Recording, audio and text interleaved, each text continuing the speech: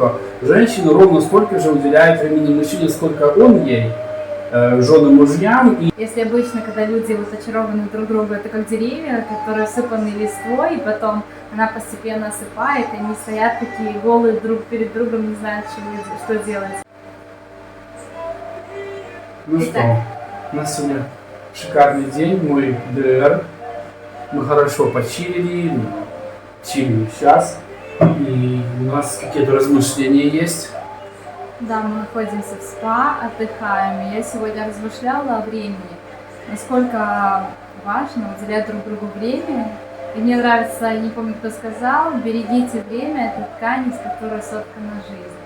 И на самом деле для партнера, наверное, лучше всяких подарков это время, подаренное вдвоем, но женщинам его катастрофически не хватает от мужчины. Это очень важно. Внимание и уделенное время. Как тебе получается уделять не столько времени? Знаешь, что удивительно, что сколько времени я тебе не уделял, мне кажется, я это делаю мало. Мне очень нравится с тобой общаться, с тобой вместе пить чай, о чем-то рассуждать. И мне кажется, что это, кроме того, что я получаю удовлетворение в моменте общения с тобой, мне нравится просто, потому что у нас бывает совсем разное общение. Мы не только разговариваем, но еще и послевкусие всегда такое, да, то есть просто по итогу, по последствиям какие-то другие вещи, которые ты для меня делаешь, я понимаю, что это последствия того, что я уделил тебе времени. Мне так кажется. Это правильно, для женщины это очень важно. Она чувствует себя любимой тогда, она чувствует, что ее замечают, если ей уделяют время. Мне очень нравится, что ты даже когда вечерами иногда, вот после работы, еще много иногда времени уходит на обработку видео, пока ты смотришь, там, делаешь, как это все оформить, придумать, назвать, и вроде бы на это много времени, но ты все равно находишь время отдельно для меня, поговорить, послушать, выслушать меня. Я думаю, что в основном, я так не всегда делал, признаюсь, что не всегда так было в моей жизни. И я заметил, мотивация, какая меня сейчас двигает, чтобы уделять тебе время. Это обратная связь от тебя. И на самом деле, то есть мы проснулись вместе, да, и если это выходной, я не успел оглянуться, ты мне уже завтрак притащила. Я столько раз мечтал тебе принести кофе в кровать или чай, ты всегда меня опережаешь. Потом, если я работаю, ты между делом, во время моего созвона какого-то, ты тут как тут с вкусняшкой какой-то, пойдешь, обнимешь, поцелуешь. И это такое драгоценное, то, что ты уделяешь для меня время. Потому что я заметил, что часто женщины жалуются, что мужчины времени не уделяют. Но это точно наоборот. То есть, зная многие семьи, многие ситуации, я вижу, что женщина ровно столько же уделяет времени мужчине, сколько он ей, женам, мужьям, и требует постоянно от него, что не выговорится ничего. Но в тот же момент все, на что они тратят время для мужчин, вроде бы вместе, но они его на себя тратят. То есть, когда они разговаривают с мужчиной, они ему нажаловались на судьбу, очень много потратили времени и думают, что общаются с мужчиной. Но кроме жалоб он ничего не слышал. А с тобой не так. То есть ты просто со мной постоянно и очень много времени проводишь, и именно мне уделяешь это время, лично мне. Не тому, что тебе нужно, а то, что мне нужно. И, конечно, у меня работает братка. Я заметил, что я с радостью с тобой тоже провожу время, и тебе уделяю время. И мне нравится то, что даже если я приношу тебе чай в каких-то перерывах из твоих созвонов, что ты всегда улыбнешься, ты всегда уделишь внимание, даже если ты занят, разговариваешь, ты умудряешься меня обнять. Все равно как-то уделяешь мне, даешь мне знаки внимания, даже если ты супер занят и с кем ты говоришь. Это очень важно. Не так, что просто я принесла, ты кивнул, даже не посмотрел в мою сторону. а ты все равно всегда ответишь, что подойди, обнимешь, даже если ты очень занятый. Поэтому мне приятно к тебе заходить. Я чувствую это внимание.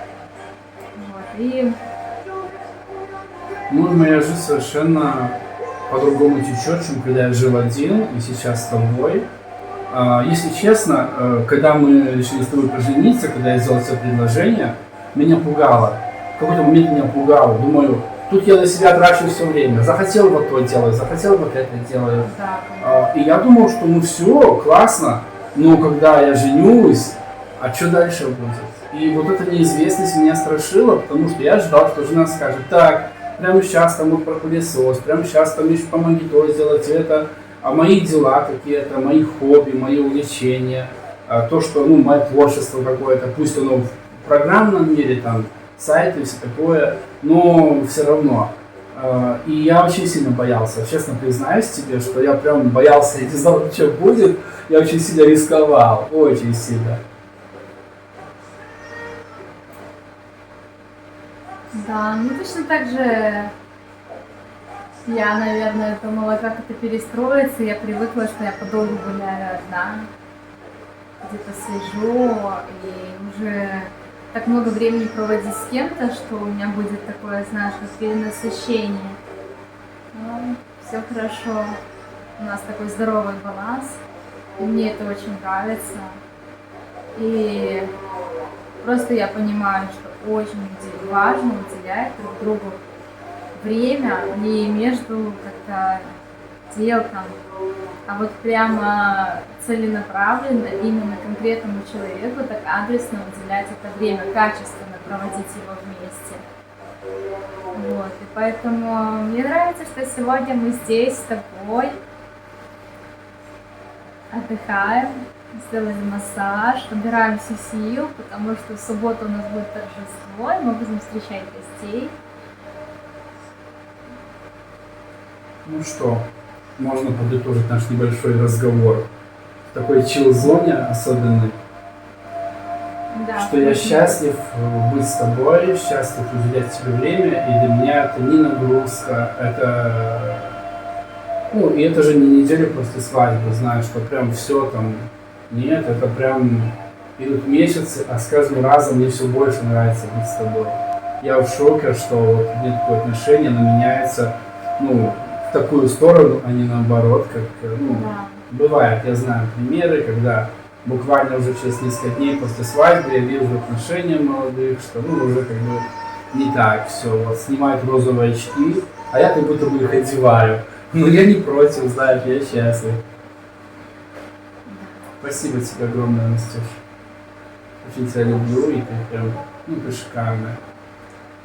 Спасибо тебе. И как я говорила, что вот по моим ощущениям, что если обычно, когда люди вот очарованы друг другу, это как деревья, которые осыпаны листвой, и потом она постепенно осыпает, и они стоят такие голые друг перед другом, не знают, что делать, то у нас как бы немного наоборот, я чувствую. И мы как встретились с тобой, как будто бы голые, и мы сейчас вот обрастаем листвой в том плане, что наши отношения становятся полнее, глубже, шире, более вот дают корни в глубину, и мне это очень нравится, и это абсолютно новый для меня опыт в моей жизни. И это удивительно, когда говорят, что все идет на спад после свадьбы. Здорово, когда все наоборот. Все самые большие очарования еще только впереди.